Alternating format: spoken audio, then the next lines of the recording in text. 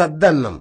ఈ మాట వింటే ఇప్పటి తరం వారికి నచ్చకపోవచ్చు, కొండకొచ్చు అర్థమే కాకపోవచ్చు. కానీ పాత తరం వారికైతే ఇది ఒక ఆరోగ్యప్రదాయని. రాత్రి అన్నం మిగిలితే అందులో మజ్జిగ, కాసింత ఉప్పు కలిపేసి ఓ కుండలో పెట్టేవారు. మరో రకంగా అయితే అన్నాన్ని వండి పాలు పోసి తోడుకోవడం కోసం కాసింత మజ్జిగో పెరుగో వేస్తారు.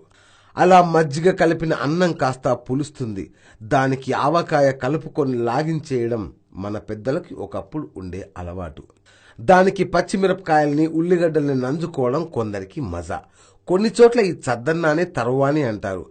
దీనిపైన శాస్త్రవేత్తలు పలు పరిశోధనలు జరిపారు. అమెరికన్ న్యూట్రిషన్ అసోసియేషన్ చెబుతున్న లాభాలు వింటే మీరు చద్దన్నం అలవాటు చేసుకోవడం ఖాయం. ఎందుకంటే అన్నం పులిస్తే ఐరన్, పొటాషియం, కాల్షియం వంటి సూక్ష్మ పోషకాల స్థాయి విపరీతంగా పెరుగుతుందట. ఉదాహరణకి రాత్రి 100 గ్రాముల అన్నంలో 3.4 మిల్లీగ్రాముల ఐరన్ ఉంటే అది తెల్లారితే 73.91 మిల్లీగ్రాములకు పెరుగుతుందట.